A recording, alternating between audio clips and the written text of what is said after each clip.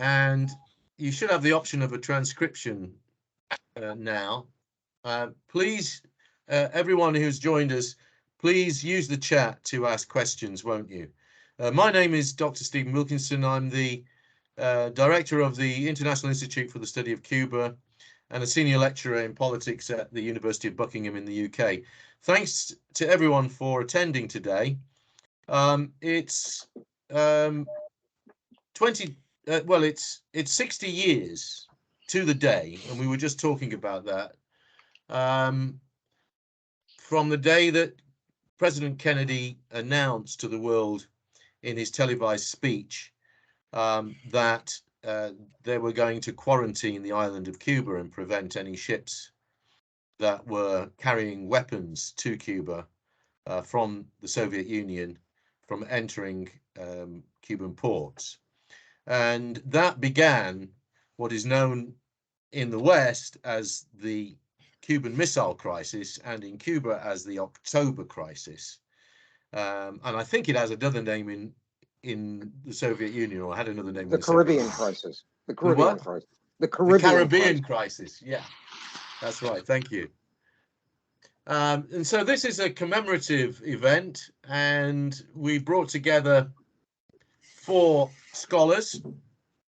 Sir Roderick Braithwaite, who was Her Majesty's ambassador to Moscow. Philip Brenner from American University, and the author of a book on the crisis, or co-author of a book on the crisis called Sad and Luminous Days. And Peter Kornblue, who is the Cuba and Chile director of the National Security Archive in Washington, D.C. If you're not familiar with the archive, it's a wonderful project publishing documentation obtained under the Freedom of Information Act, and has been an absolutely amazing resource for historians and scholars. He's also the co-author with Bill Leogrand of Back Channel to Cuba, a history of secret negotiations and diplomacy between the United States and Cuba throughout the period of the revolution. And finally, we have Rafael Hernandez from Cuba, who is a political scientist and the editor of Temas, the most important social science magazine published in Cuba. He was also a participant in 2 conferences on the missile crisis that were held some time ago now, and maybe he'll tell us a little more about that when he speaks. And I think Philip also participated in the commemorative conference in 1992, which took place in Havana on the 30th anniversary of the crisis. So the proposal is today to allow each of the speakers something like 15 to 20 minutes to make an exposition or give a small talk on their views of the crisis, the lessons that could be learned, and maybe in the context of the ongoing crisis in Ukraine, whether there is anything that we should be mindful of now as a consequence of the experience of 60 years ago. So I propose to start with Sir Roderick, and then ask Peter to talk, and then Philip, and then Raphael. So Roderick, without further ado, thank you for doing this for us, and the floor is yours.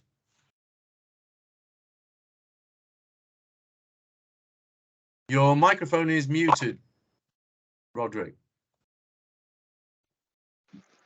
60 years ago this week, I was working in the bit of the Foreign Office that was dealing with the Soviet Union and Eastern Europe.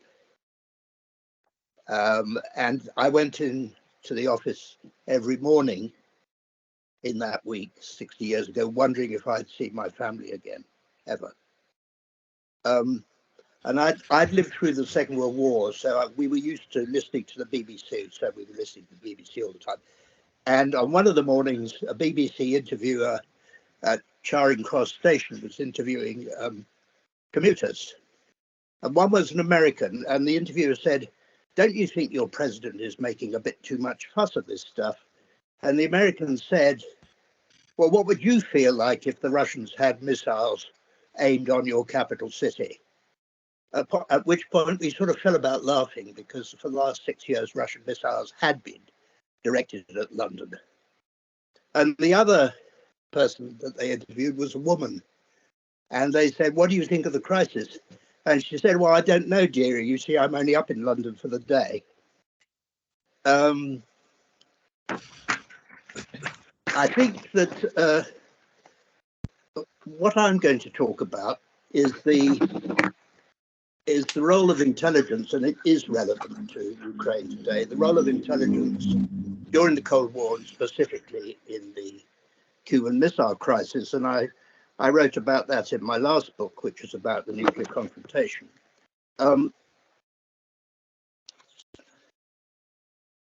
I'm going to say some quite skeptical things about intelligence. So I'd like to start by emphasizing that, of course, intelligence is a very important instrument of government. Governments need to know what the people they are dealing with are up to. They need to know the things that those people don't want them to know, because otherwise they can't plan for their actions. The same is true, of course, in our personal lives. We need to know what's going on. And one of the problems about intelligence, which is just another activity, is, of course, it's been written up and glamorized by novelists and journalists and all sorts of people, including, I'm afraid, some historians. And that gives it a false role of people have a false perspective, and I think often exaggerate its significance. It's important, but it's not all that often crucial. And I think that's largely true of the Cuban Missile Crisis. And the missile crisis was not resolved as a result of people having better intelligence or knowing what the other side was intending to do next. It was resolved because Kennedy and indeed Khrushchev were so terrified by what might happen that they were determined to resolve the crisis through diplomacy, which is a very ancient art, much despised by most people. So first of all, on the some general considerations about intelligence. I mean, intelligence, there are three phases really in what you do with it. First of all, you have to get the information. You steal it, you eavesdrop on your opponent, you listen to his communications or you blackmail his officials, you squeeze out the information. Then you have to analyze what it all adds up to and what conclusions you might draw from it, which would be useful. And then thirdly, of course, somebody has to act on it. And if one or other of those three phases doesn't work, then the whole thing doesn't work. During the Cold War, the most important intelligence target was the nuclear one. What weapons did the other side have? What was their capabilities? Where were the weapons deployed? And when you look through the record, the extent of the misjudgments throughout is really quite striking. Of course, we know much more about the misjudgments on the American side because, partly thanks to the National Security Archive, a whole lot of stuff has been published and was leaked throughout the Cold War. So we know quite a lot about that. We know less about the Russian side, although, again, the National Security Archive has done a really remarkable job of squeezing intelligence documents, or not intelligence documents, but secret documents out of the Russians, and they're a very important resource. And then those conferences that you mentioned, which I think the NSA were involved in organizing, and where participants on the Russian side, including, well, I mentioned him now, Dmitry Yazov, who became the Soviet defense minister, was in command of a motor rifle regiment on Cuba, which entirely unknown to the Americans at the time, and indeed until the Cold War was over, was armed with battlefield nuclear weapons capable of destroying Guantanamo. And they were on the island throughout the crisis. And Yazov was at one of these conferences organized by the NSA. Now, throughout the Cold War, neither side ever had reliable intelligence about what the other side's intentions were, what the decision-making process was at the highest level in the Kremlin or in the White House.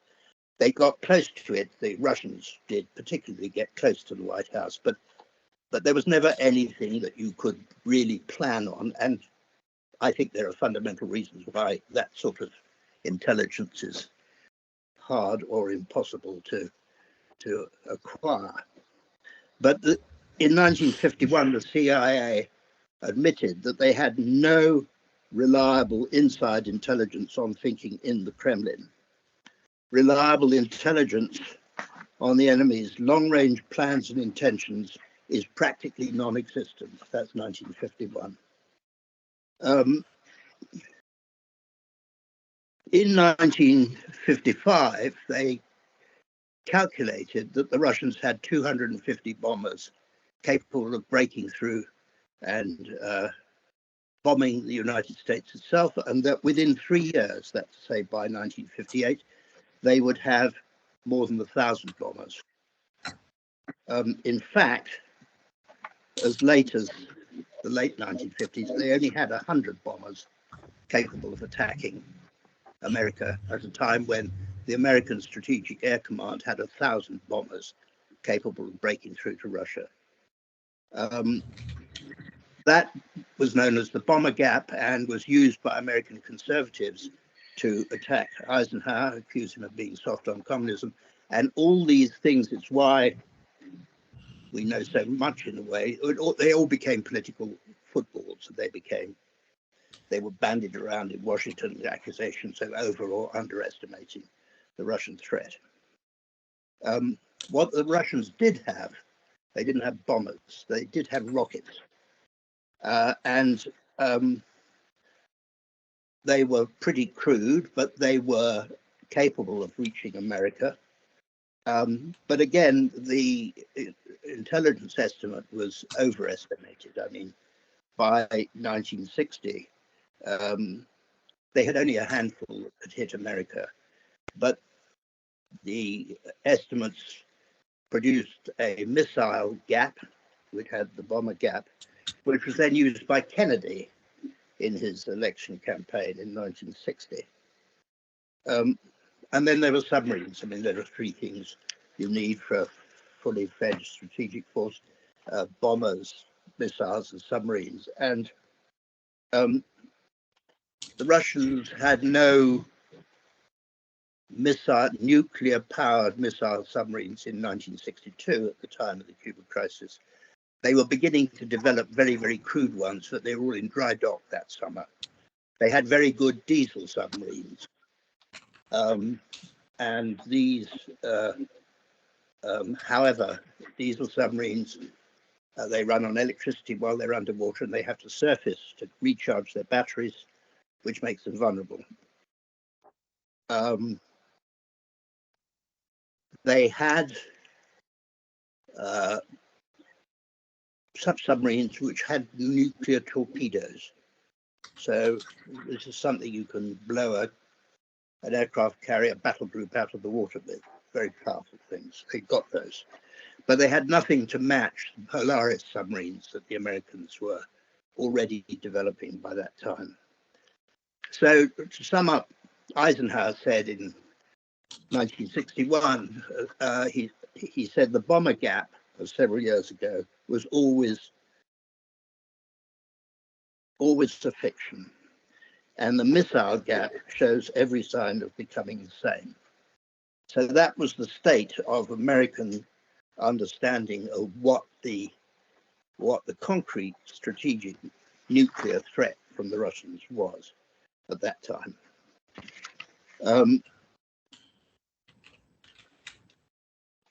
All that said, when Kennedy came into office, he was briefed by McNamara and the Defense Secretary and the head of the Strategic Air Command, Curtis LeMay, who told him that there could be up to 60 million American deaths in a nuclear exchange, despite the inadequacy, in some sense, of the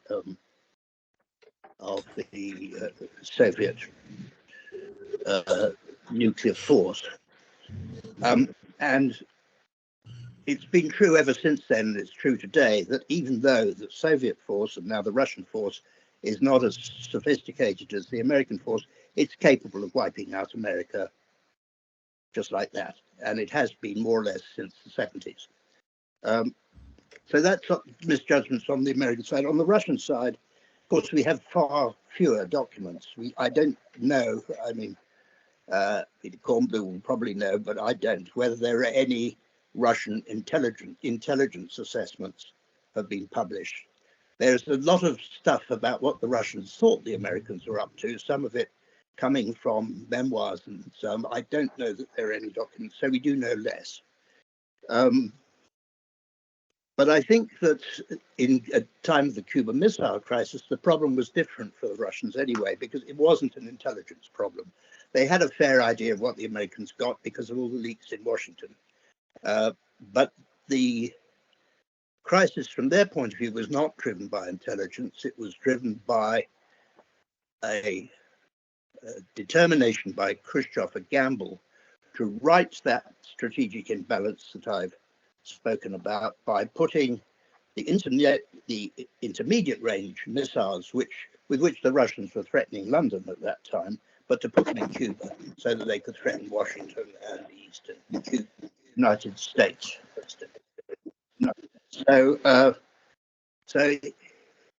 in the spring, summer of and I'm sure other people talk about this in more detail, but the Russians developed this scheme, which they would, unbeknown to the Americans, smuggle missiles into Cuba, smuggle troops into Cuba, and back them up with the nuclear missile submarines, which actually weren't working at the time, in order both to threaten America and to defend Cuba against further attack from America. I think that it's perfectly clear that there was no intention that this stuff should be used. It was a piece of political blackmail by Khrushchev. He never dreamed that it could get near to a war. The mistake he made was to believe his generals when they told him this operation could be done and completed in secret before the Americans discovered it. So the Americans would be presented with a fait accompli, and then Khrushchev could say, okay, now let's talk. And that was a colossal misjudgment by Khrushchev and by his generals and admirals, because it required all this stuff. I mean, 30 or 40,000 troops, rockets, aeroplanes, ships, all to get to Cuba without the Americans noticing. And however bad American intelligence collection was, the likelihood of that succeeding was actually very low. So it was a tremendous gamble, and a foolish gamble, and a dangerous gamble. One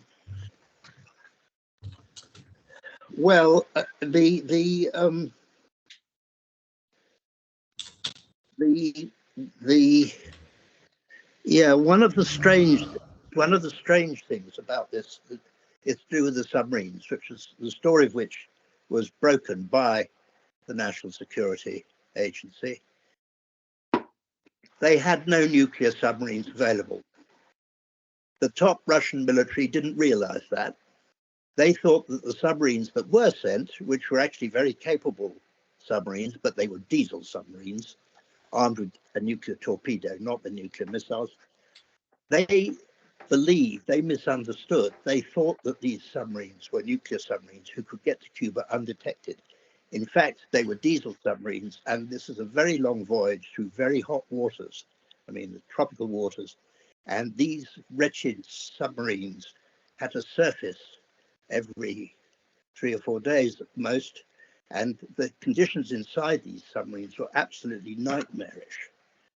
The Americans tracked them down, identified roughly where they were as they approached Cuba, and closed in on them. And there was one incident, which again was not known until after the Cold War, when the nerves of these people, the submariners, were frayed to the limit. And at one point, an American carrier battle group under the aircraft carrier Eagle got over one of these submarines and started dropping practice grenades to force them to the surface.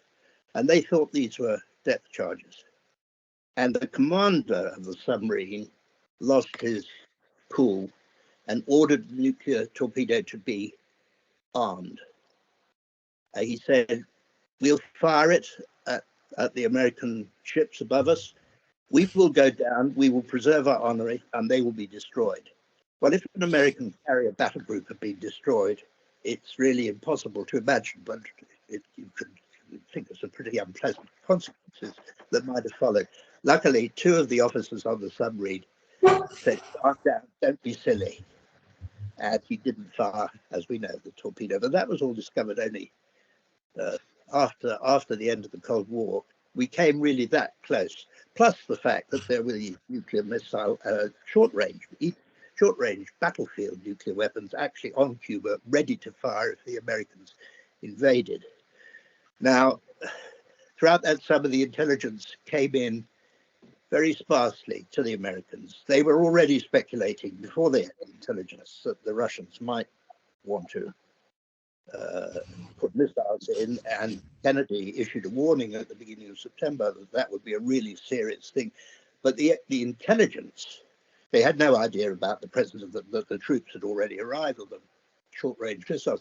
The intelligence about the missiles, the breakthrough was, of course, the U-2 flight, which brought back the photographs and triggered the crisis, as we know, the 13 days. Now, I think, really, I'll fast forward because other people are going to talk about what then happened today and the broad lesson. The broad lesson is, as I said, the Americans never had intelligence about what was going on in the Kremlin of any actionable value. And actually, although they had people in the British government and in the American government during the war, during the Cold War, during the Hot War, Second World War, during the Cold War, the Russians didn't have people as well placed as that either.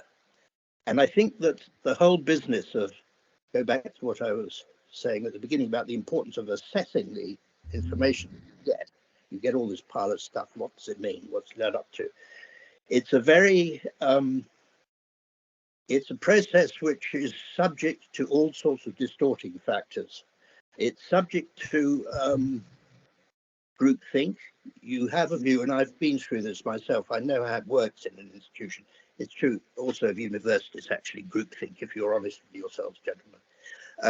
But it's true of all institutions. There is an institutional philosophy, which is, roughly speaking, the basis on which it grinds forward from day to day. And that's essential. You can't spend every day arguing about everything from first principles. So there was a view of how the Soviet Union functioned. And that view produced a series of CIA assessments from the 1950s through to the 1980s, which really don't make very good reading today. They're distorted by ideology, they're simple-minded, they lack any sense of what somebody in the position of Khrushchev, terrified of American power, might be worried about. And one of the CIA's, I think, best analysts on Russian affairs is a guy called Ray Garkov, who's written quite a lot about this problem.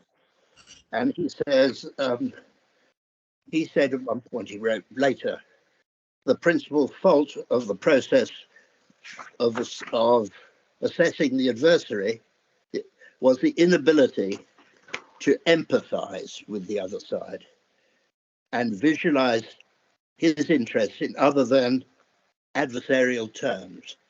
Now, Kennedy made a rather analogous remark during the crisis itself. He said, I'm trying to understand what's going on in Khrushchev's mind, but I don't want anybody to know that because it would be political suicide if they found out I was trying to put myself into Khrushchev's. There's a pressure on people not to empathize with the other side because it's easily interpreted as sympathizing with the other side. So fast forward today, if you say Putin is not difficult to understand, People say, you mean to say you agree with what he does? Well, you have to separate these two concepts.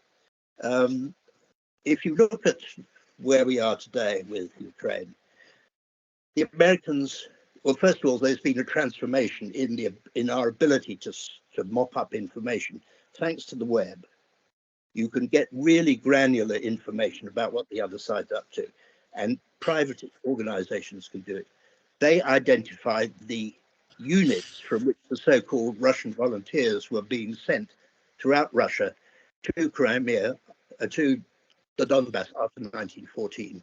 They identified and mocked in public the guys who were sent to assassinate the agent defector Skripal in Salisbury a few years ago. That stuff is all available. So there's a huge amount of information. But what that still doesn't give you is actually what's going on in Putin's mind. So a whole lot of stereotype. Well, we know what's going on in his mind. He's a KGB officer, isn't he? You know, or he's a killer, or some such stereotype. And actually, I don't think it is particularly difficult to work out what's going on in his mind. But you have to start by what's the world look like to him? It's not all that difficult to imagine. It requires a bit of knowledge of the history, of the background, and the emotions that are swirling about. And then you can see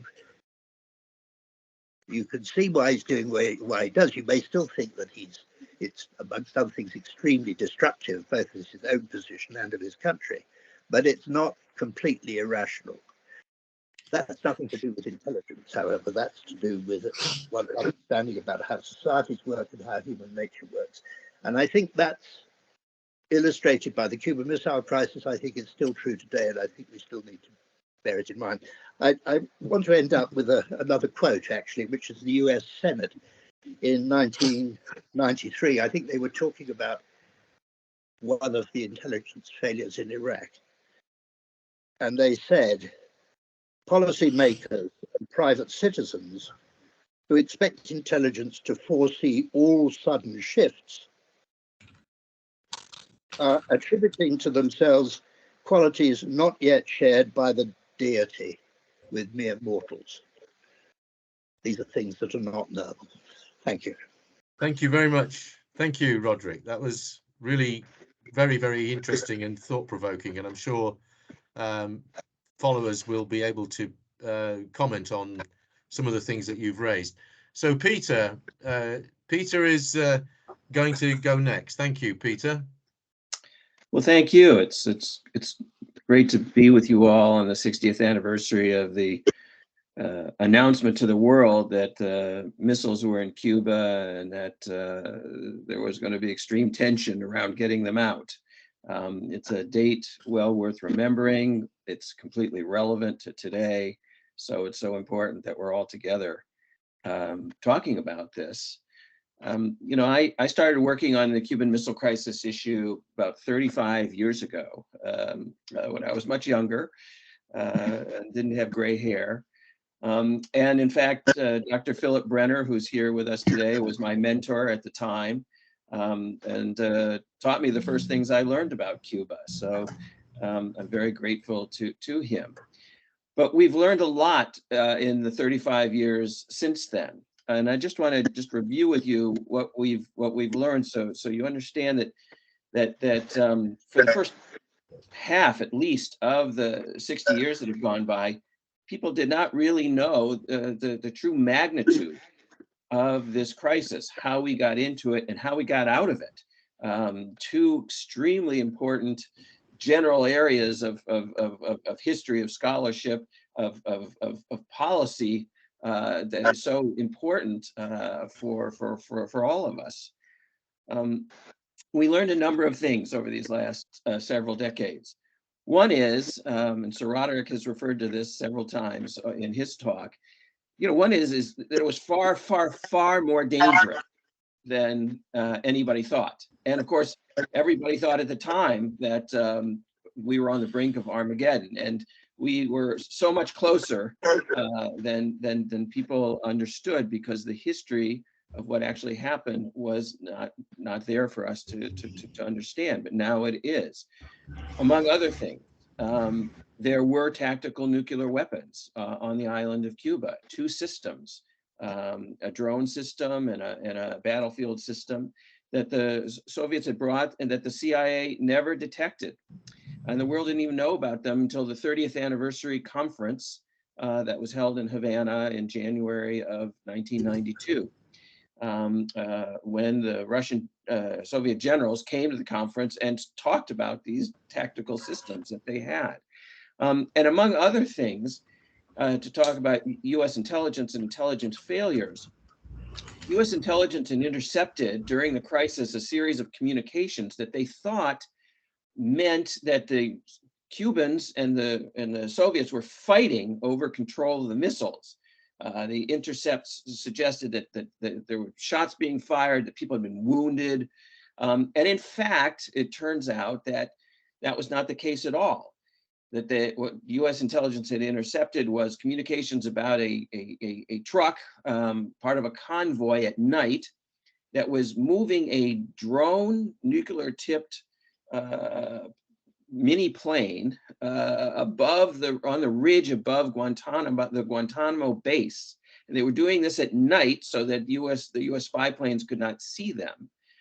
And one of the trucks in the caravan went over the cliff.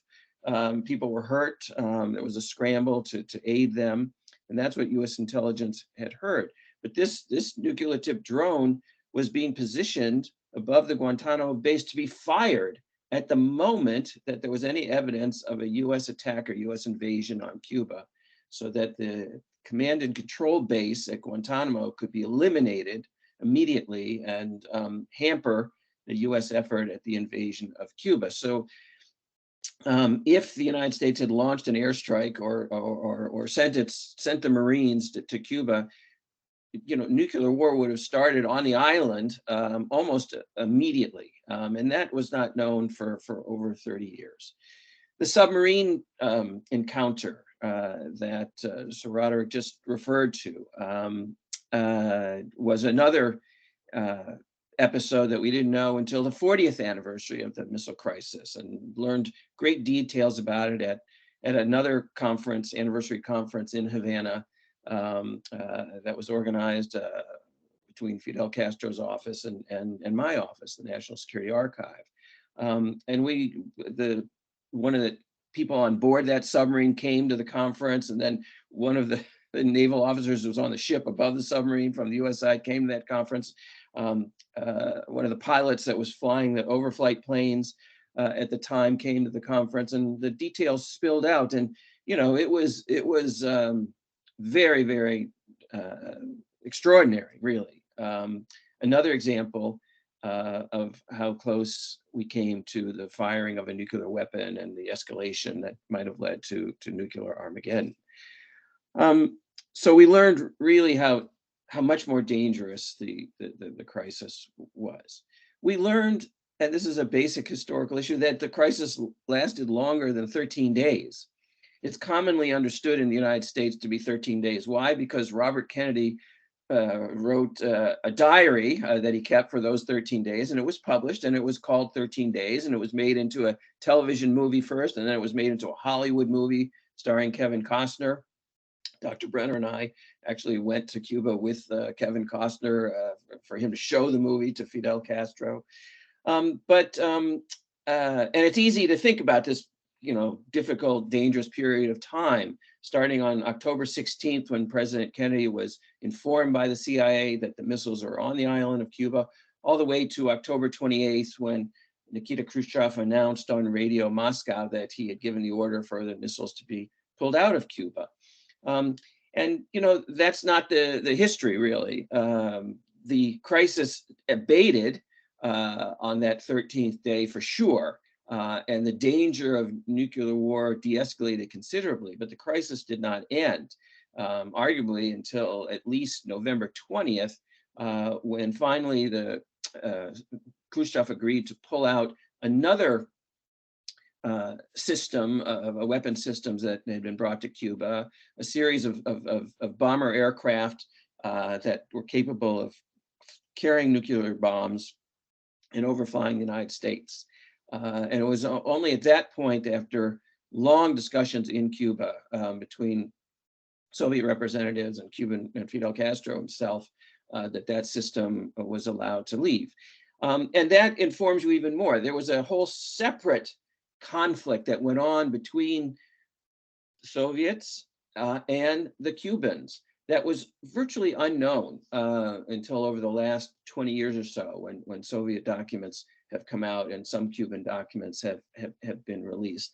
And it was over the disposition of these tactical systems that were on the island of Cuba. It was over the issue of these bombers, the IL-28 planes, that the United States was now demanding be repatriated to the Soviet Union along with the ballistic missiles. And that is a history that is still, we call it the November extension in a book we did, the Cuban Missile Crisis 1962, but it's a history that's still not completely filled out, in part because we don't have the Cuban side and the Cuban documents as much as we should have. We have a number of Soviet documents. My colleague Svetlana Saranskaya has obtained quite a trove of materials and done a whole book on this issue, but we don't know as much as we should know. But we do know that the crisis really did last more than 13 days, and defining it as such limits our analysis of what happened and how it was fully resolved. We've also learned, and this is incredibly important, the degree to which both John F. Kennedy and Nikita Khrushchev, once they became entangled in what Khrushchev called this tightening knot of conflict over the presence of the missiles in Cuba, really made a supreme effort to untangle that knot and get out of this crisis. Many of you know that the narrative in the United States over how the crisis ended was put out by the Kennedy White House after Khrushchev agreed to withdraw the missiles, and basically cast John F. Kennedy as having, steely determination and resolve.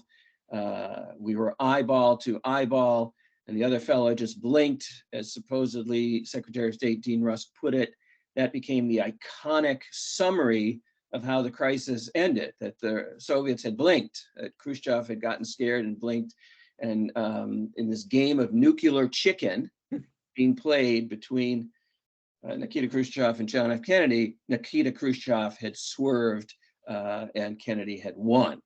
And this, of course, was not at all how the crisis ended. Both Kennedy and Khrushchev, we have learned through documentation on both sides, were under intense pressure by their militaries and some of their political people to not, sacrifice the reputation of strength in this situation and to stay the course.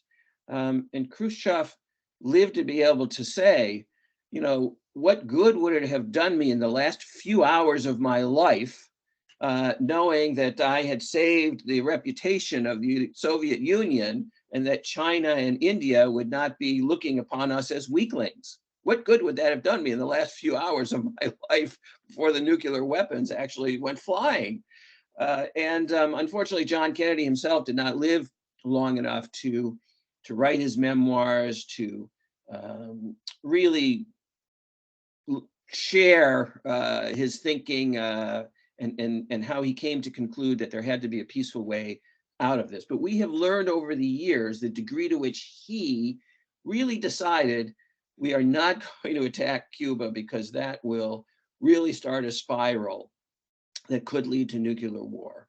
And we really should remember, will obliterate Cuba and kill a lot of people, a lot of Cubans and thousands of Soviet personnel. The CIA thought there were 8,000 Soviet personnel on the island. There were really 42,000 on the island. And so he determined that he would find what Joe Biden has recently referred to as an off-ramp. He decided that he would trade the missiles in Turkey for the missiles in Cuba. Dean Rusk suggested that he do this secretly to to protect the sanctity of the NATO alliance. And so he did it secretly. And Khrushchev and his advisors, to their credit, understood that that secret was part of the agreement, and they kept the secret.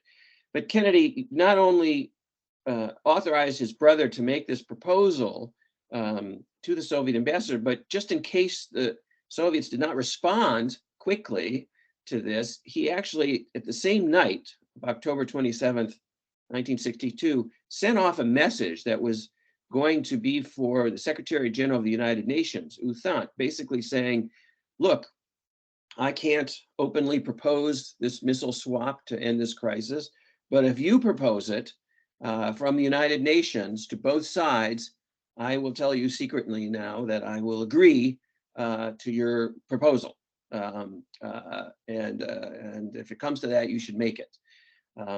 It never came to that because Khrushchev very quickly responded that he would accept the public agreement, which was that the United States would officially guarantee that they would not invade Cuba in the future. And since these missiles were for the defense of Cuba, Khrushchev's motivations for putting them on Cuba had been met, and that guarantee would allow him to withdraw the missiles. And that is basically the public official agreement that was made, that really was kept, was understood to be the agreement for almost 30 years before the rest of this history started to spill out.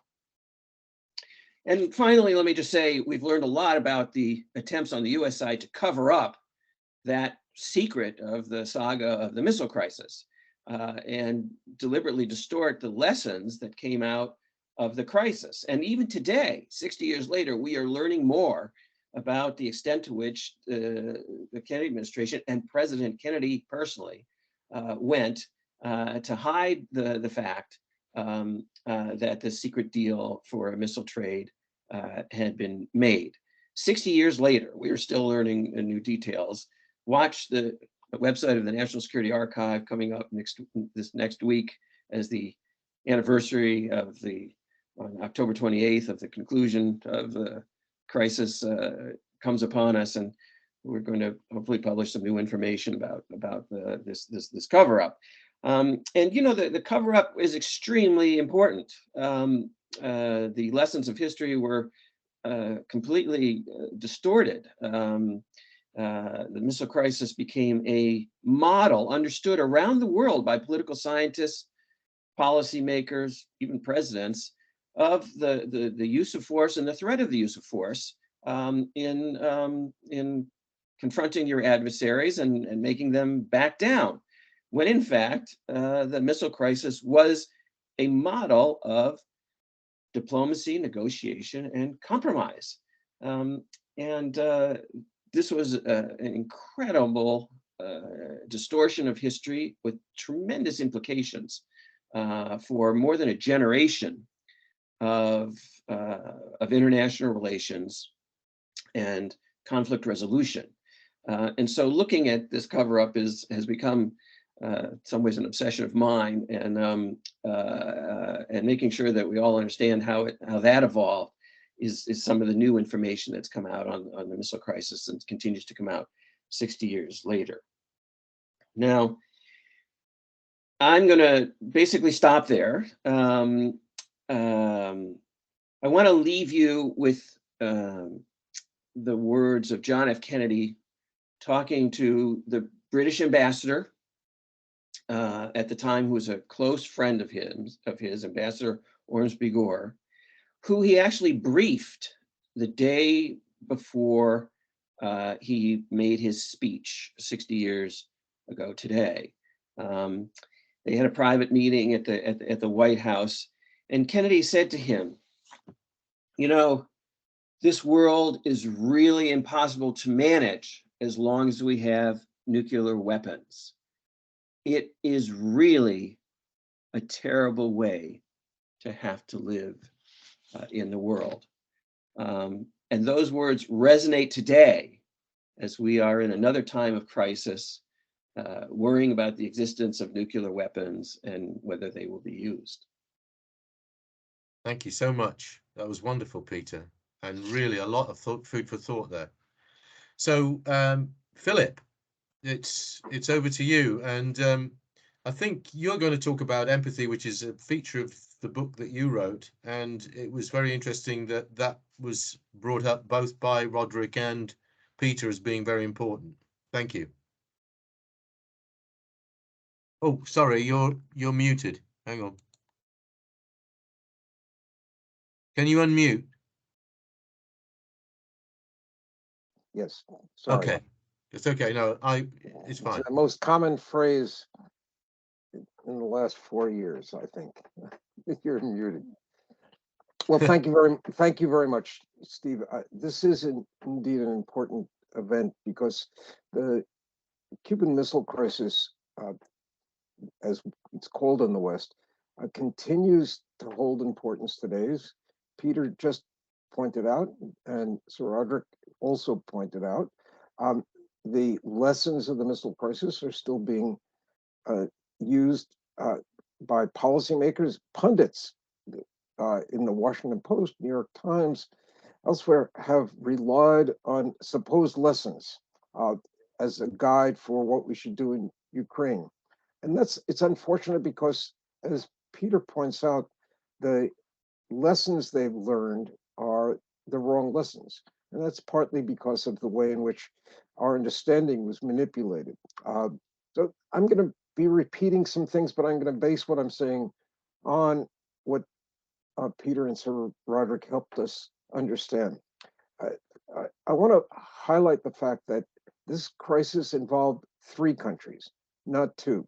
The traditional view in both the United States and Russia, Soviet Union, is that this was a crisis between the 2 superpowers. The Soviet designation of it as the Caribbean crisis leaves Cuba out of it completely. This was a crisis for the Soviets on the high seas, where the Soviet boats met the US quarantine blockade line. And in the United States, this was treated as a crisis because the Soviets put missiles in Cuba, as if Cuba was a total pawn. In fact, Andrei Gromyko, in a 1989 conference in Moscow, said, well, there was tension between the United States and the Soviet Union. It could have broken out anywhere. It just happened to break out in Cuba, as if Cuba was really quite irrelevant to this. It was a description of a teenager's acne. You never know where that pimple is going to show up. And it is a way of belittling Cuba. But Cuba played a very important role in this.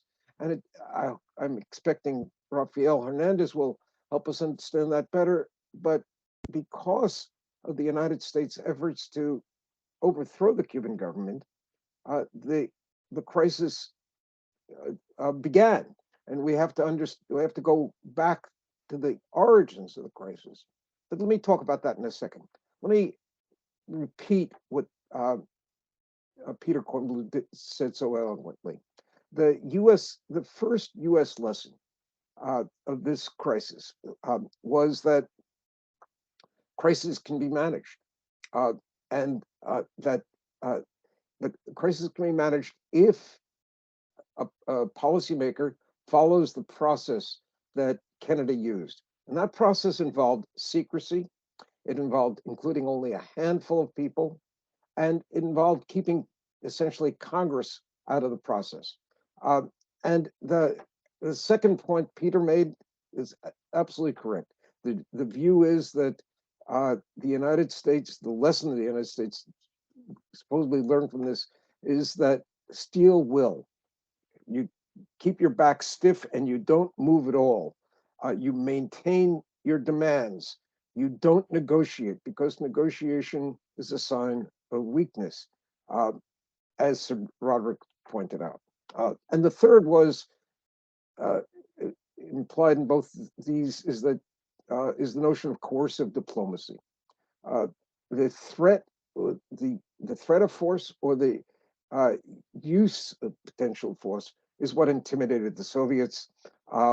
As Professor James Nathan wrote in a 1975 World Politics article, force and toughness became enshrined as instruments of policy. The approach commonly came to be known as coercive diplomacy, a term coined by Alexander George to describe a strategy that involves the use of force or an exemplary limited use of force as a means of restoring peace. So, what are the problems with these lessons?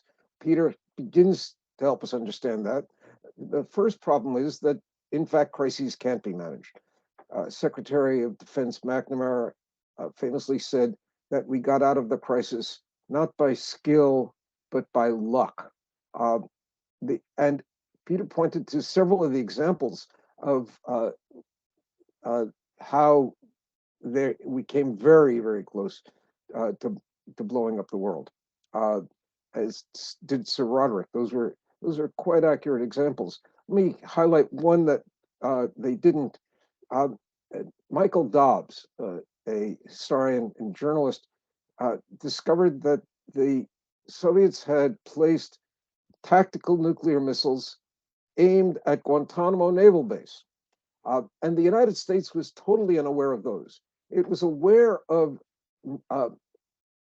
missiles that might have been launched at an invading US force on the northern coast of Cuba. The United States didn't know there were tactical nuclear missiles, but they did know there were these Luna missiles there. They were totally unaware of the missiles in the mountains hovering over Guantanamo Naval Base. And had the United States invaded, as we were planning to do, those tactical nuclear missiles would have been launched at Guantanamo Naval Base. And of course, that would have led to a nuclear war. The third element of why crises can't be managed is that secrecy deprived the decision makers of essential knowledge. Consider the fact that among the trusted people Kennedy relied on, there was only one person who was a Soviet specialist, Llewellyn Thompson. And fortunately, he was very wise. There was not one person who was a specialist on Cuba. And so they deprived themselves of essential knowledge, intelligence, if you will, that might have helped them. The second problem is that Kennedy, in fact, as Peter very well said, was flexible. And he did give Khrushchev an off-ramp in providing the missiles from Turkey, removing the missiles from Turkey. And the third point is that the threat of force actually exacerbated the crisis. In every instance, force didn't lead to the resolution of the crisis. McGeorge Bundy, who was the National Security Advisor, later wrote that there are two kinds of fear. One kind of fear is the fear where you're being held up by a robber who points a gun at you or a knife and says your money or your life. That's a personal kind of fear. But the second kind of fear was the kind of fear both Kennedy and Khrushchev felt. They held the survival of humanity in their hands. And that's what scared both of them, not the threat of force. And so we have to understand that fear as much as any other kind of fear. So let me talk to you about the Soviet lessons. The Soviet actually believed that crises couldn't be managed. And they thought the way to prevent crises was to improve communication. And they suggested what came to be known as the hotline between the United States and the Soviet Union, not involving Cuba. But they also believed that force was a necessary deterrent. They believed that the United States was an arrogant superpower that would try to muscle its way any way it could. And that was the example was Cuba. And in order to stop and deter the United States from acting so irrationally, with such adventurism, the Soviet Union believed it had to build up its nuclear forces. And in fact, it did. That's when the large Soviet buildup occurred. and that large buildup had terrible consequences for the Soviet Union in terms of its own interest, in terms of developing its own country. The third lesson they had was that they believed that Fidel Castro was personally upset that he learned about the crisis by the end of the crisis by radio, that he wasn't included in the negotiations. But Fidel Castro, that's not true. Fidel Castro did not, in fact, he wasn't angry because he was left out. This wasn't personal pique. What Cuba felt abandoned. Castro said in 1968 in a secret speech to the Central Committee of the Cuban Communist Party that we felt we were alone. And the Soviet buildup actually justified an arms race that led to further buildup by the United States, and that became a terrible spiral. In Cuba's case, Cuba believed that the Soviets could have put in at least one of Cuba's demands that to take into account. For example, giving up control of Guantanamo, ending the terrorist attacks, the U.S. embargo, Cubans call it the blockade. None of those were considered, none of those were put on the table as something that could have been discussed with the United States. And the Cubans believed, I think correctly, that Kennedy wouldn't have gone to nuclear war as a way of at least not considering some of those. Mikoyan, the emissary from the Soviet Union, who was deputy premier, told Fidel Castro when he came in that November period that Peter Kornbluh talked about, he told Castro that sometimes you need to accept a defeat in order to live to fight another day. That's the perspective of big country, a country that could suffer many defeats and still survive. From Cuba's perspective, a defeat by the United States would actually mean annihilation. And the Soviet lack of empathy with Cuba led to years of tension between the Soviet Union and Cuba. Let me quickly turn to Cuba's lessons. Fidel Castro put it succinctly that the conflict was avoided, but peace was not achieved. And because Cuba expected a new attack by the United States, that because the fundamental cause of the crisis, the United States' efforts to overthrow the Cuban government, seemed to Cubans to still be in place. And because Cuba felt it was so vulnerable, the lesson it took from the crisis was that it needed to fortify itself, increase its own military capability. It needed to force unity among the Cuban people, force unity by suppressing any dissent. And this started a period of enormous repression in Cuba. The worst human rights violations occurred after the missile crisis. And still, Cubans still suffer from that today. Fidel believed that one strategy for avoiding conflict with the United States, keeping the United States away, would be by overextending U.S. commitments abroad. And so it was important to support third world countries that were engaged, or third world revolutionaries that were engaged in independence struggles as a way of overextending the United States. And those support for those revolutions would also enable Cuba to ultimately have allies in the third world that would make it less dependent on the Soviet Union, because the Soviet Union was not trustworthy. The problems with this were that actually the United States had given up after the missile crisis on any plans to invade Cuba.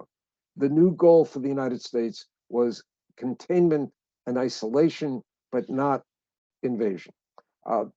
And the United States did continue to support terrorists, but this partly was a result of what McGeorge Bundy called a disposal problem, or Arthur Schlesinger as well. the idea that we had trained these terrorists and we didn't want them coming back to the United States. And so we needed to figure out something for them to do. So we gave them some money so they could play with toys and create a little bit of havoc in Cuba, but without the intention of overthrowing Cuba. Cuba certainly didn't appreciate that and believed it was further evidence of US duplicity. So ultimately, the creation of a national security state in Cuba diverted attention away from its domestic revolutionary goals. It led to increased immigration from Cuba by people who hadn't been ready to emigrate. And as a result, there was a loss of talent, loss of creativity in Cuba, and it in many ways stifled the goals of the revolution. So what are the alternative lessons? Well, I would say that the first lesson is that crises can't be managed, so they must be avoided. And they have to be avoided by not threatening force.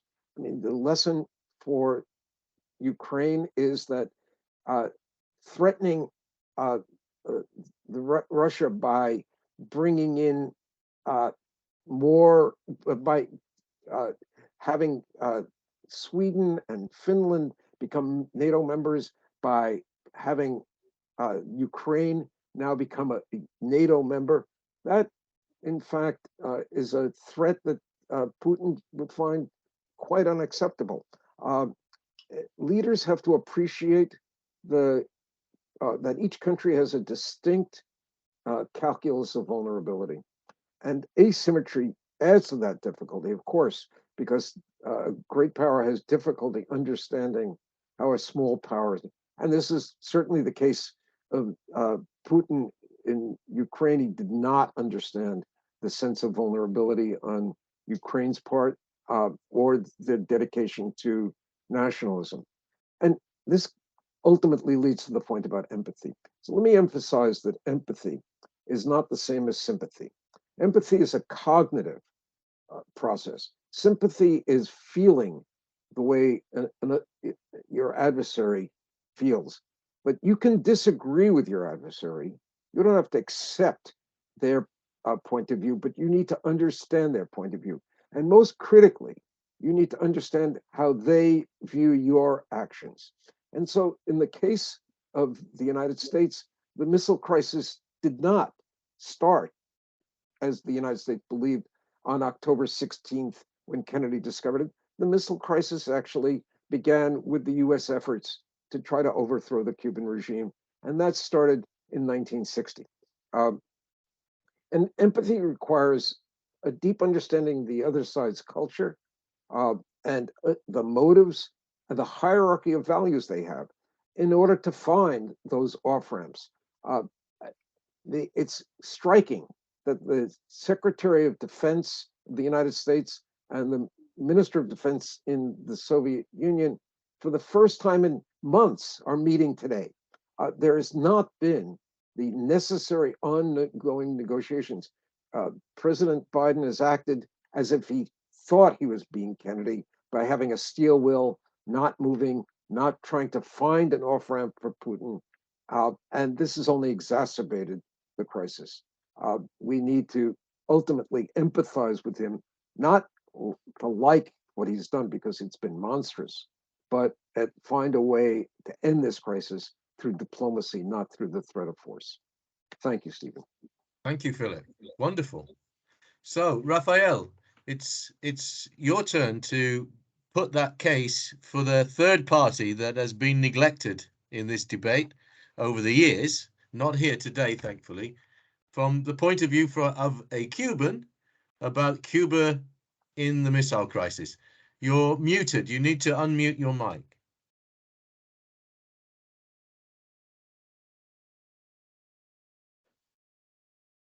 You're still muted. You're still muted. Hang on. Try it.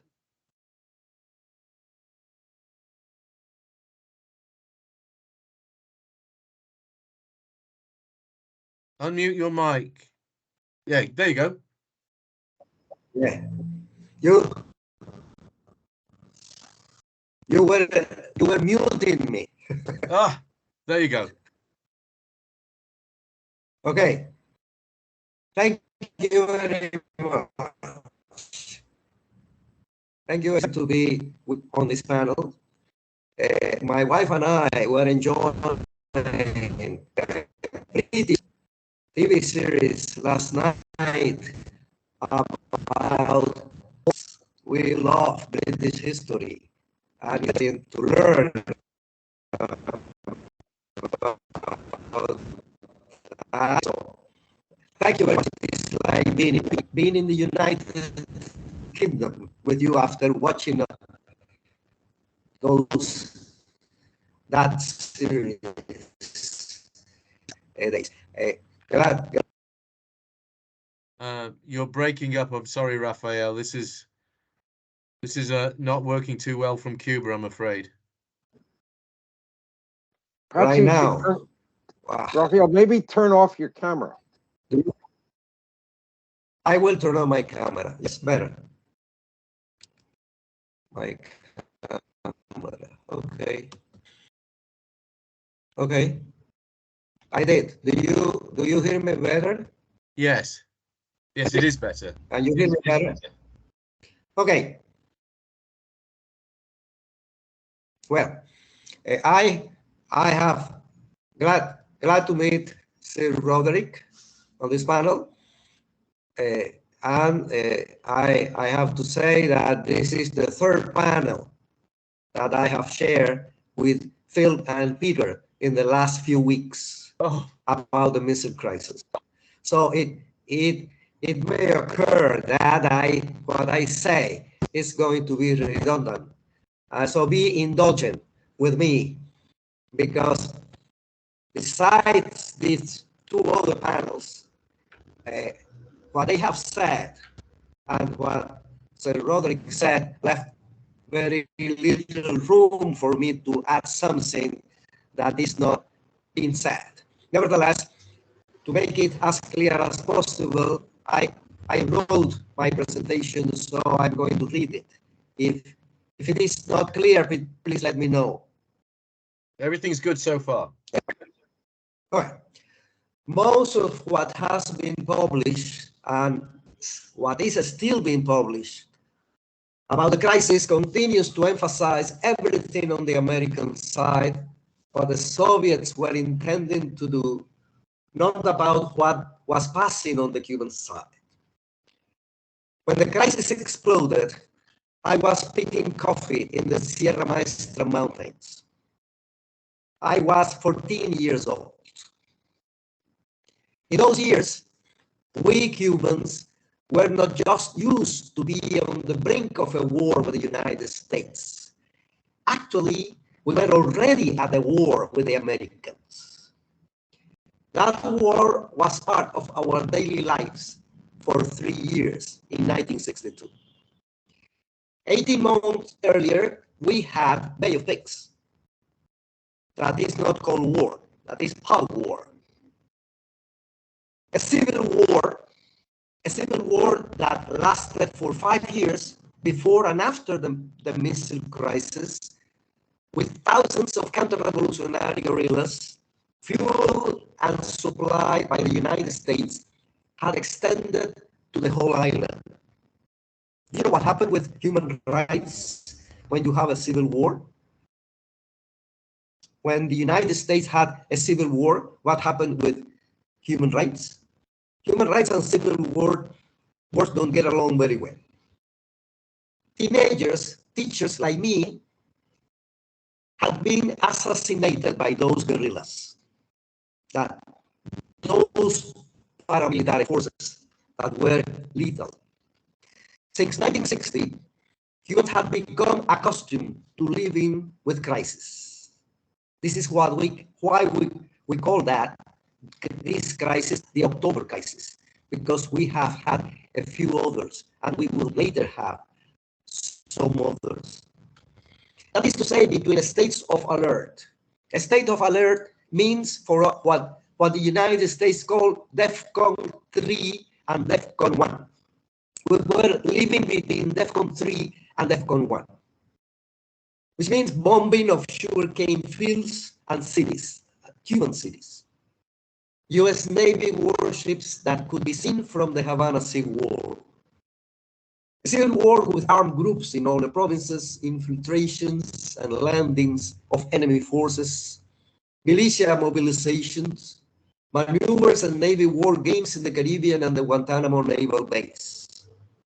After the Bay of Pigs, the idea of a direct US invasion remained a daily notion. Do you hear me well? Yes, we can hear you. There, about the causes, the factors, the Cuban motivations, about their about Cuban security before, during, and after the crisis. The lessons of the crisis for us remain a relatively unexplored matter. What actions and plans in US policy towards Cuba led to the October crisis of 1962? How were relations between Cuba and the USSR in 1960, 61, and 62? Did the Cuban-Soviet agreement subordinate Cuba to Soviet policy? Did Cuba and the USSR intend to threaten the US from their own backyard? Did the installation of nuclear weapons violate norms or rules or principles of international law? Did Fidel Castro suggest to Nikita Khrushchev that he launched a first nuclear strike against the United States? Was it a correct decision to exclude Cuba from the US-USSR negotiation to facilitate the achievement of a stable agreement? What consequence did this exclusion have in terms of political stability? Did the agreement remove only nuclear weapons from Cuba? Were the world and Cuba safer after 1962, including nuclear war? What lessons did the crisis have then and now? A Soviet declassified document that was recently released by the National Security Archives shows a unique first conversation between Raúl Castro and Nikita Khrushchev in the summer of 1960, 2 years before the crisis. Nikita had warned the US in a public speech a few days earlier that the Soviet nuclear rockets would be used to defend Cuba if the United States dared to intervene with troops. That was said openly. July 9, 1960. Fidel Castro wanted to know, and this is what Raúl Castro asked Khrushchev in that meeting, if that declaration was for real. In other words, this is what Raúl asked Nikita. To what extent will the USSR take decisive action in the spirit of what was declared? Khrushchev's answer was very clear and distinct. And I quote, "We will do everything to not allow the intervention against Cuba, but we don't want war. However, we must bear in mind that one can unleash a great war to defend Cuba," unquote. And he adds, in our opinion, quote, "in our opinion, the United States does not want war either." So Nikita was convinced that the United States was not planning a military intervention in Cuba at that time.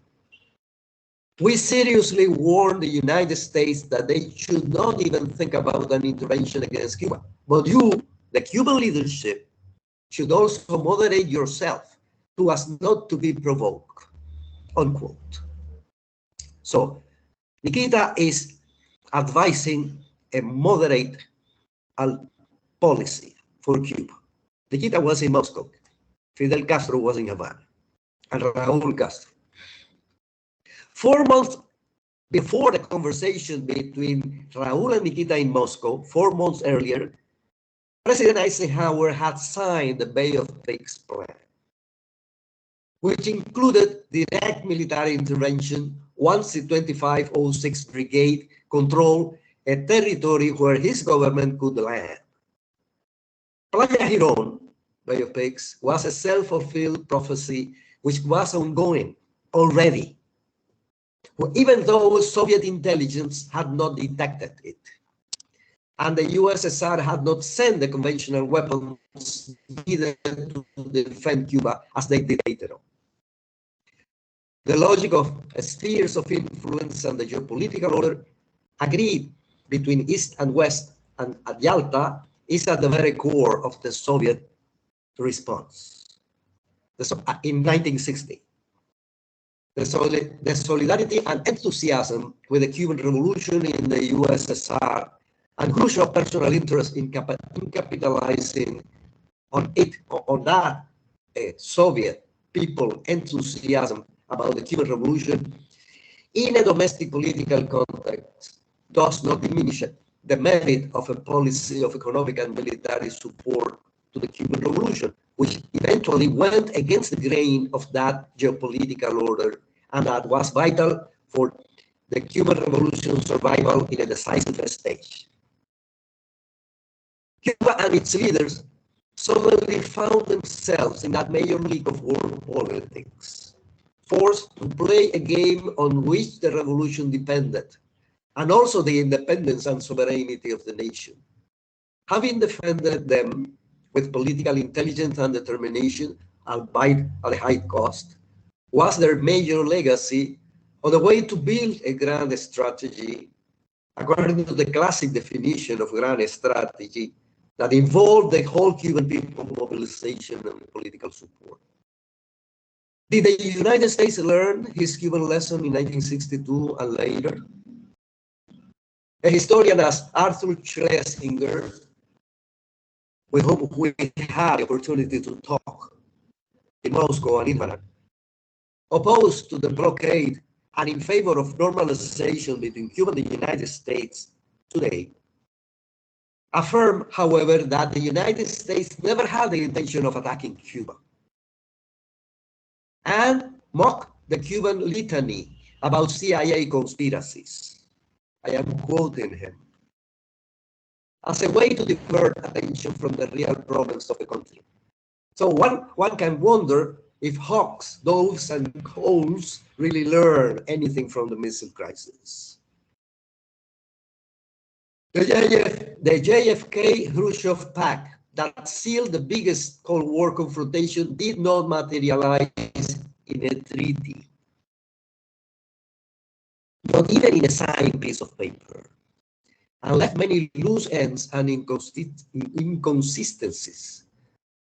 Although Cuba not participated in the negotiation, it was agreed that it let its territory to be inspected by the United States and the United Nations.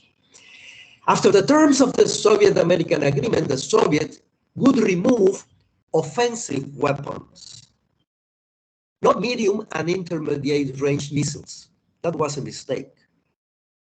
So the Comar missile boats, the missile boats, the MiG-23, the Il-27 bombers, and any other conventional means that could reach U.S. territory fell under what the United States could continue demanding, and the Soviets were forced to withdraw. The U.S. commitment was limited to not invading with its troops, to use direct force like the Marines. Nothing about paramilitary actions from U.S. territory, support for armed groups in all provinces, terrorism and other subversive actions, provocations from the Guantanamo naval base, the total multilateral embargo, most of which remains until today. Those, a footnote, when I mention subversive actions and paramilitary groups, I am talking about actors, groups that have the capacity to bomb an aircraft, 72 people, civilians, many years later. So if the Lockheed bomb was a terrible tragedy and was a case in terms of terrorism, the 1976 Cubana de Aviación aircraft bomb was also another case, and it is a heavy casualty. It is the measure of the kind of war that can be kept for many, many years, and it is not necessarily invading with the Marines. Well, Cuba shared the basic interest of avoiding nuclear war, but not the way it was negotiated without its presence, not just because of principles of sovereignty and equity, but for having been an active participant of the deployment of the missiles, as well as the theater of operations, that is, for being in the front line of combat, running the greatest danger and the biggest risk. In spite of all that, however, Cuba cooperated with the departure of the missiles and the Soviet troops, and was left alone with the enemy, who had never given up trying to put an end to the revolution. Within the next 36 months, within the next following 36 months, the gentlemen who had reached the verbal agreement, JFK and Nikita Khrushchev, stormed out of this story. They were not there anymore. Although the agreed status quo has been respected in practice, however, it has been put into question on several occasions. It was perfectly clear for Cuba that in a conflict scenario with the United States, the island would not have the Soviet umbrella, and that Cuba should depend only on its own defense and security capacity. A military build-up that drained and distracted a huge portion of Cuban resources was necessary because of national security. As for the aftermath of the crisis, the cost to put the missiles, that is the US threat, and its effects on the lives of Cubans never cease. Because being exposed and alone with a not exactly appease United States determine its political system, the Cuban political system, and the conduct, the behavior of its leadership from then on. Because the Guantanamo naval base, with its constant provocation and support for the armed counter-revolutionary groups, and the headquarters of paramilitary organizations in Florida throughout the 60s and 70s, the economic blockade, which has become the axis of isolation and destabilization strategy, continued being present.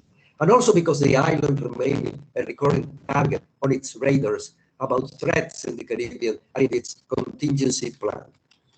If the Cuban policy has principles, it is not because it is tied to a doctrine to set of dogmas, but rather to practices dictated by a specific geopolitical situation, the necessity to integrate a community of nations that refuse to align themselves with great powers, be they capitalist or socialist, and that at the same time require alliances that compensate for the fatality of the space that they were assigned in the face of the hostility of the main neighbor.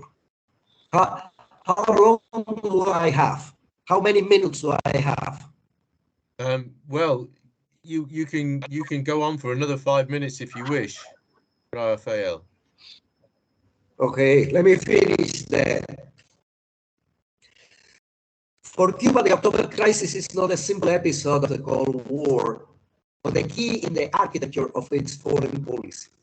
Having refused the inspection of its territory when the missiles were withdrawn after a negotiation in which it did not participate, as well as the continuation of low flights over its territory, were not rhetorical gestures or outbursts of wounded pride, but practices of sovereignty. We did more in favor of the application of international law and a stable peace than most treaties. The history of the missile crisis shows under what exceptional conditions of imminent threat the country accepted the placement of the missiles, the installation of the missiles. What I call the corner cat syndrome is a lesson the powers should learn.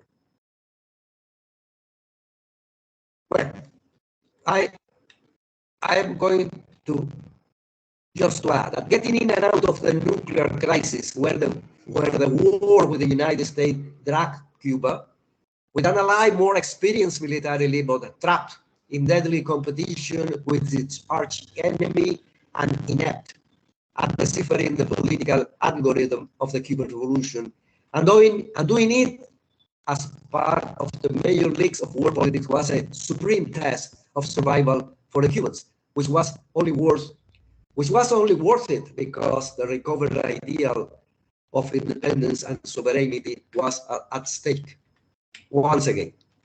Fidel Castro's statesmanship, recognized by his worst enemies, was tested by his ability to defend national integrity, even in the face of the force majeure of an essential alliance with the Soviet Union, which led him to emerge from the missile crisis, Fidel Castro, with a political recognition and prestige of a third world leader. This acknowledgement of the third world opened a large gap in the US political siege to Cuba. Nowadays, this interpretation of Cuban policies judged as ambiguous its positions vis-a-vis the Russia conflict with Ukraine. However, that policy characterized the current Russian intervention in Ukraine as, and I quote, the use of force and non-observance of legal principles and international norms that Cuba subscribes to, unquote, and that reaffirms its opposition, quote, to the use of threat of force against any state, unquote. Of course, Cuban position vis-a-vis the Russian-Ukraine conflict is not defending Ukraine's right to join NATO militarily and to support its government. The parallel between Cuba and the United States during the missile crisis and the Russia-Ukraine conflict is misguiding. For instance, the statement that Ukraine challenges Russia with the same spirit as Cuba challenges the United States, or that the invasion of Russia will be like the US invasion of Vietnam and Iraq. Such comparisons assume that not joining the anti-Russian bloc is equivalent to isolation, as if China, India, Vietnam, Iran, South Africa had not done the same and did not appreciate self-determination. And it takes for granted that this Cuban position will have repercussions in relations with its main interlocutors and allies in Africa and Asia, Latin America and Caribbean. Finally, it argues that this position will give rise to the continuation of the blockade or even to a US intervention on the island. History shows, however, that the end of the USSR and the withdrawal of Cuban troops in Africa more than 30 years ago did not move the US-Cuban policy 1 millimeter.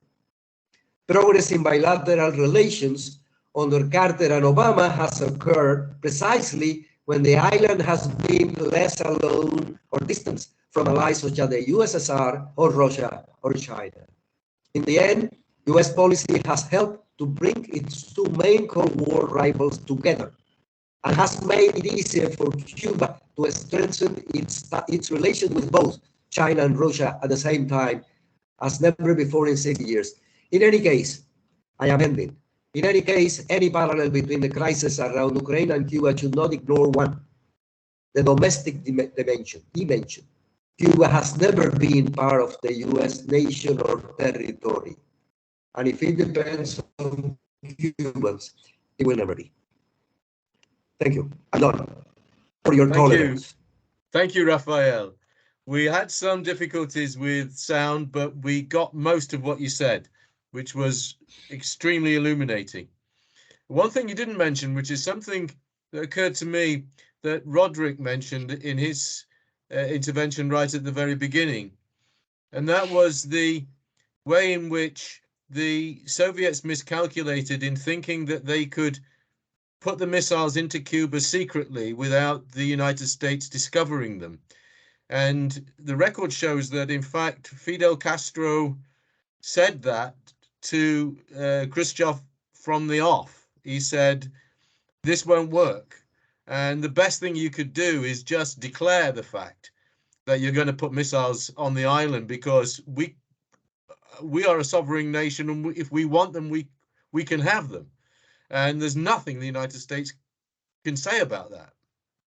But Khrushchev actually said, no, we can keep them secret. We can do this, and didn't take Fidel's advice. And in fact, I think Fidel afterwards made the point that that was really the failing that led to the crisis, because when the missiles were discovered, it put put Kennedy in a very difficult position. It put him in a much worse position than he might otherwise have been. So we've had some interventions in the chat, which I think actually have been answered by Philip. Just to go round before we end, is there anything that anybody would like to add or say? Roderick, you've got your hand up. Let me see if I can allow your mic again.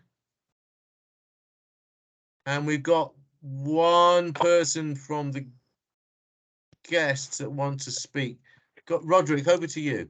Well, I just wanted to pick up this question about false lessons learned from history that Peter mentioned, because, of course, learning lessons from history is an extremely difficult and, on the whole, rather dangerous thing to try to do. But I think, of course, false lessons were learned from the Cuban crisis, just as false lessons were learned from and continue to be falsely applied from the Munich crisis. I mean, every time I hear a Western politician talk about we mustn't do another Munich, I know he's on the wrong track already. And I think one needs to be very careful about drawing lessons from history. That's one point. I do think in the question of who's responsible for what, we talked about it. I mean, Khrushchev's bid to place missiles the way he did in Cuba was a very foolish act. So was the Bay of Pigs, if you like. Everybody behaved foolishly, but I think one has to hold Khrushchev responsible for that. And it takes me back to Ukraine and the whole question of off-ramps, which is also, I think there is a parallel with Cuba. The missile crisis was solved by giving Khrushchev an off-ramp at Cuba's expense. And some of the talk which goes on now about negotiating with the Russians about the Ukraine war, which is a Russian responsibility, it's Putin who launched it, talks about giving Putin an off-ramp essentially at Ukraine's expense. I think we have to be very, very careful when you're in a situation where there are two big powers and a small power is the prey, as it were, of how you resolve that. And I think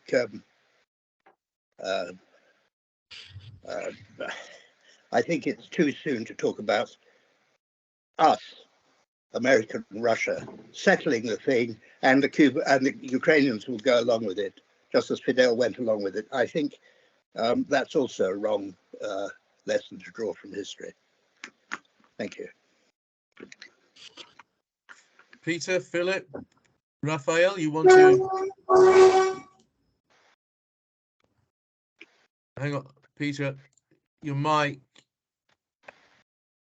You okay now? Your mic's off. How are we now? Yeah, you're fine. So let me just describe an incident in Cuba during the missile crisis that Fidel Castro himself, if I recall correctly, illuminated for us at the 30th anniversary conference, which I think speaks to, in some ways, to on the ground difference of perspectives of how Cuba saw its the existential threat of the United States, and how the Soviet personnel in the Soviet Union was viewing these issues as well. And one of the things that was happening as the crisis climaxed as the days went by on October 27th, known as Black Saturday, was that these U.S. planes were overflying Cuba. They were doing low overflights that just zoomed right, very almost at treetop level, taking pictures.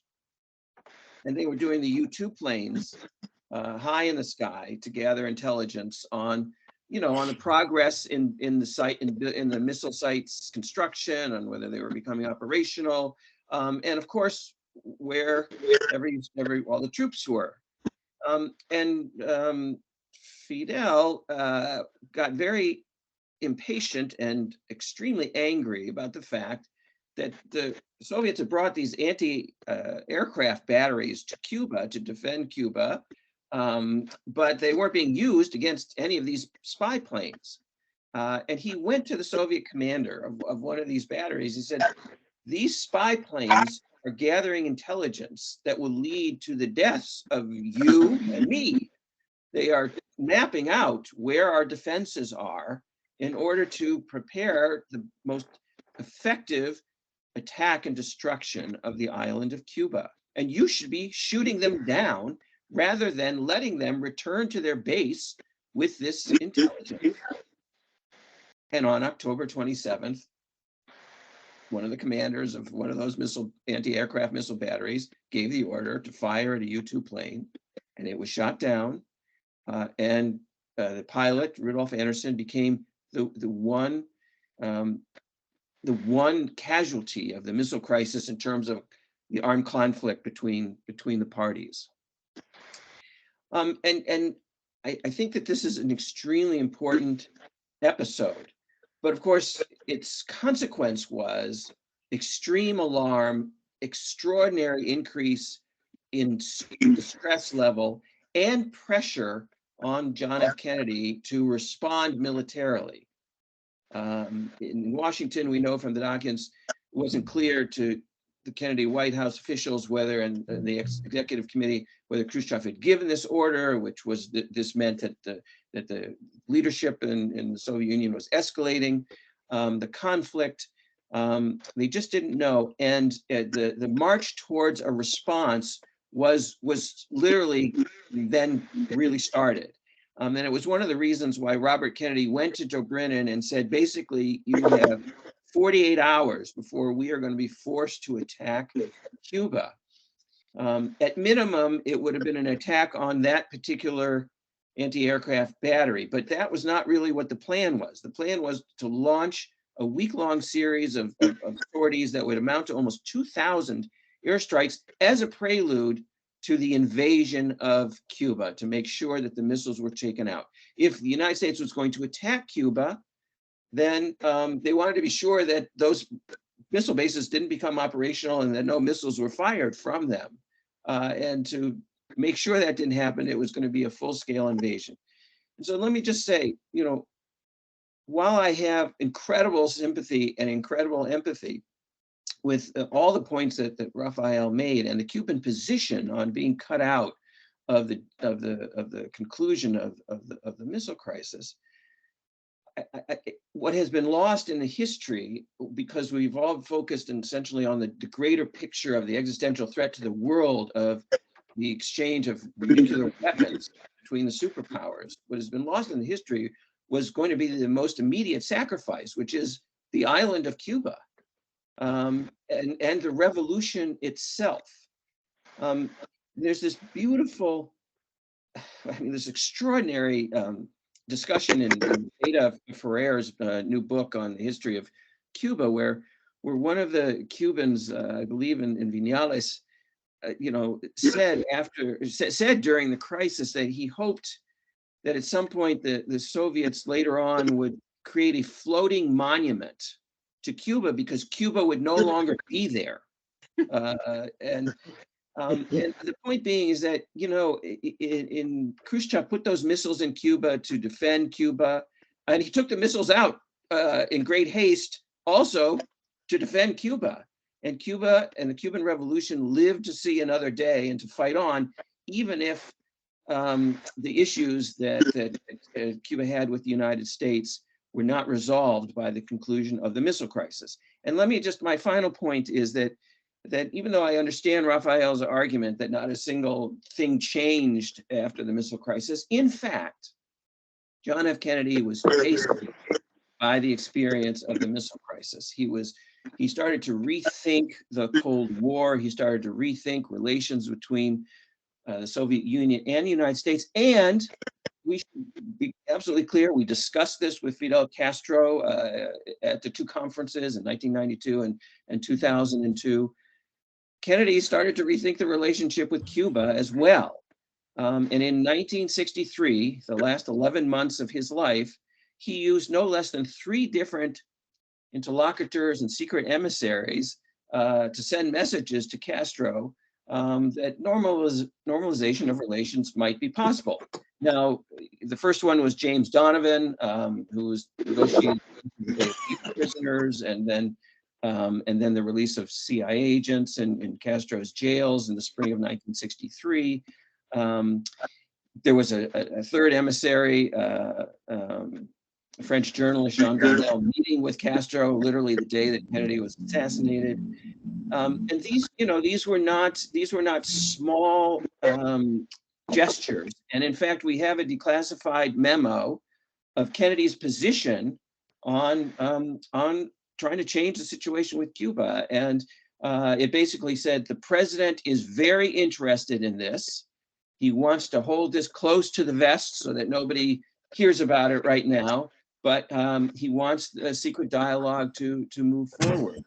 Would that have changed in the end? Would they have come to an agreement? Would the United States have attached conditions to lift the embargo and normalizing relations that Fidel Castro would meet? Nobody knows. But we do know that Kennedy was open to changing the relationship with the Cuban Revolution in the wake of the Cuban Missile Crisis.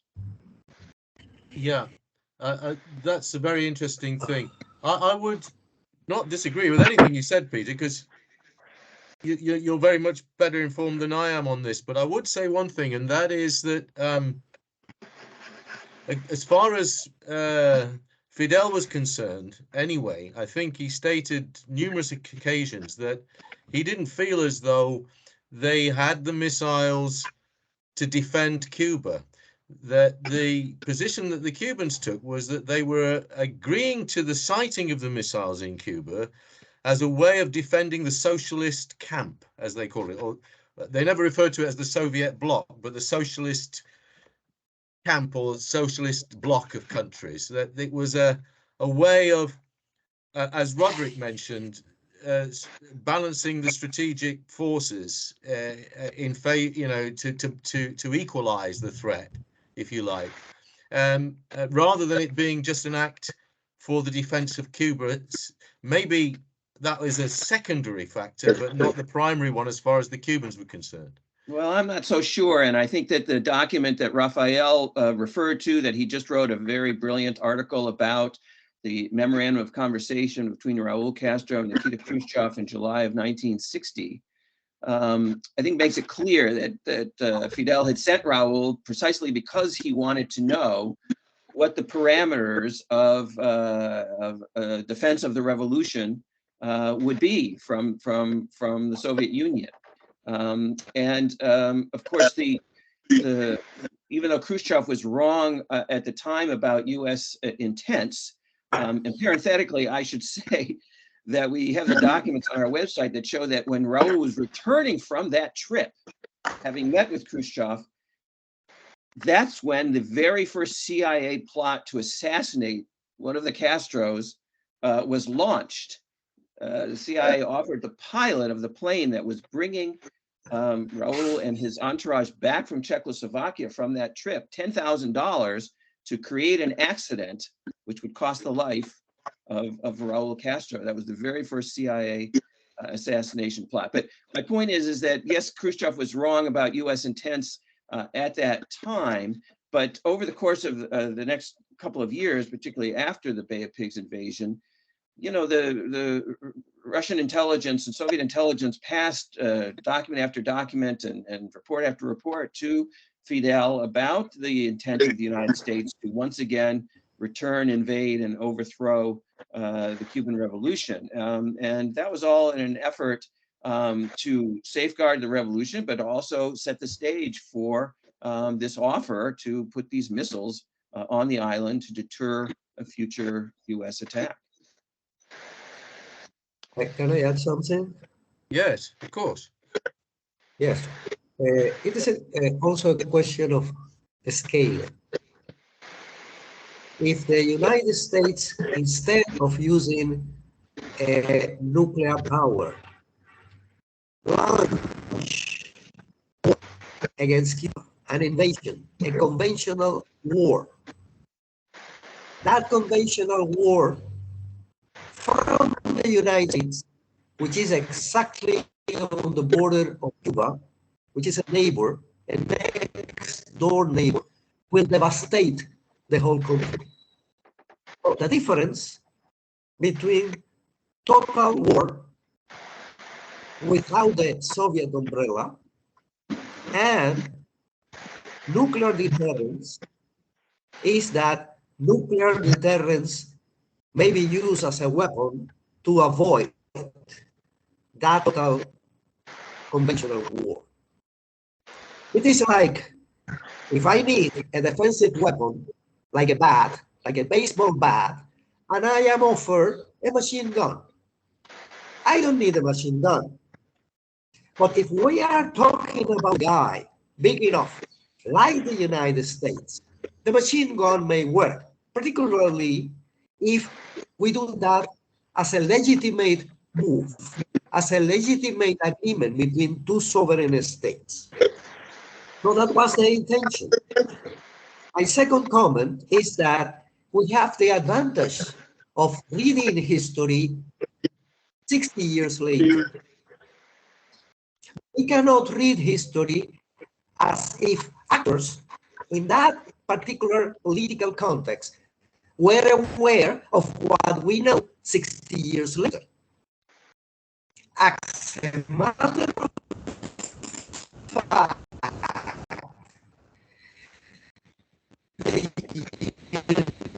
You broke up there, Raphael.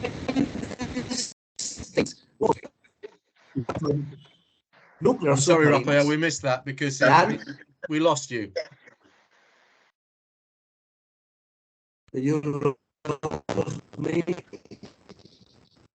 Maybe you should switch your camera off again.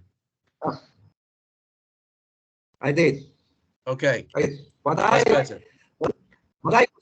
What I was trying to say is the Cold War development after 20 years after the 1962 missile crisis, the United States was much more vulnerable to Soviet nuclear missiles than it was in 1962. Closer than from the Soviet submarines, nuclear submarines on the Pacific Ocean, on the Atlantic Ocean, were able to hit the United States and devastate the whole United States first strike. So in nuclear terms, in nuclear strategy rational terms, the 1962 agreement was only postponing something that fortunately didn't happen, but that was not canceled. The possibility of a nuclear war. Particularly when the United States voters had the idea of voting for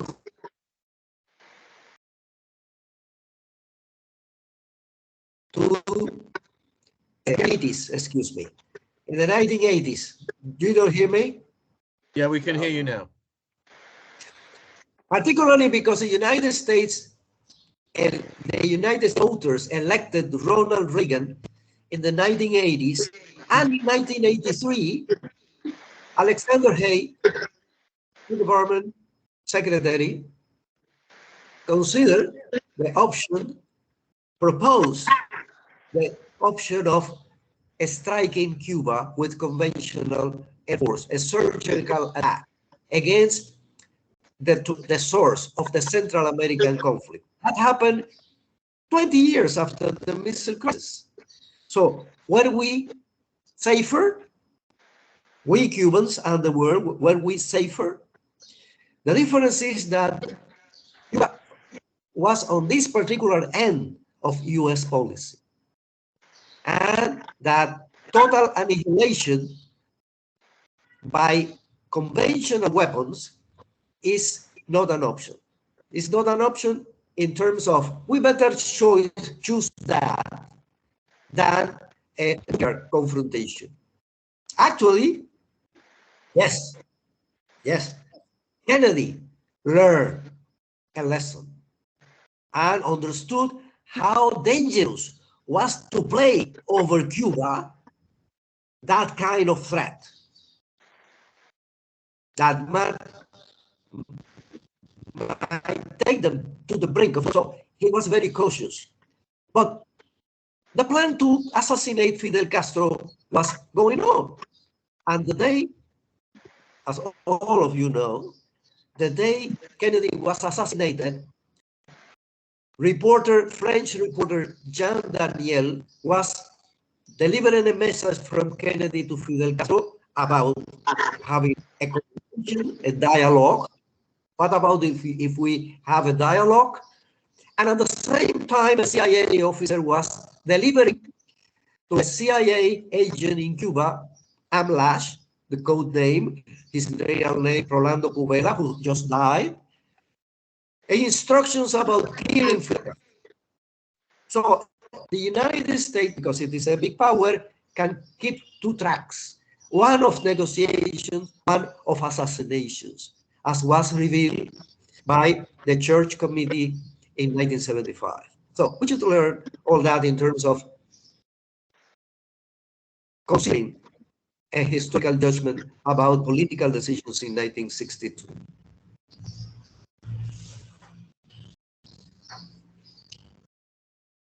Right. Well, thank you, Raphael. Philip, do you want to have a final word? Sure. Let me just remind everyone that the Cuban Missile Crisis formally ended when the United States and the Soviet Union signed an agreement formally in the United Nations and left Cuba out of that. It was very much like the peace treaty between Spain and the United States that ended the 1898 war that Americans call the Spanish-American War and Cubans call the Cuban War of Independence.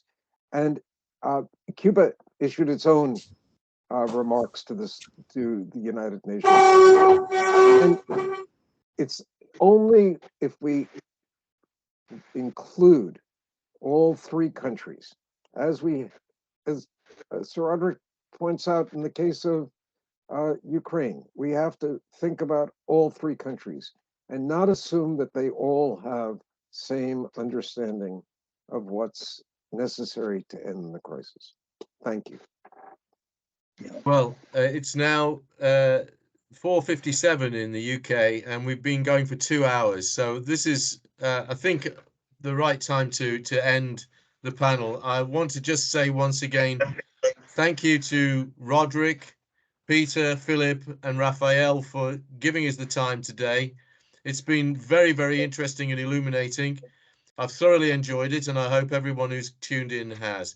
I'm sorry I haven't taken any questions from the guests who tuned in. I'm very grateful to you for having done so. But please do communicate with us by email, and we will answer your questions if we can. And don't forget that I'm going to, at some point later this evening, post the recording of this session on our YouTube channel. And I will send around the link to the recording to everyone who has registered today, so that those who came and those who didn't come would have opportunity to look at it again. So with that, I'm going to say good afternoon, and I guess it is just good afternoon to you guys over on the other side of the pond. Thank you very much indeed. And Thank you. bye-bye. Thank you very much. Bye-bye.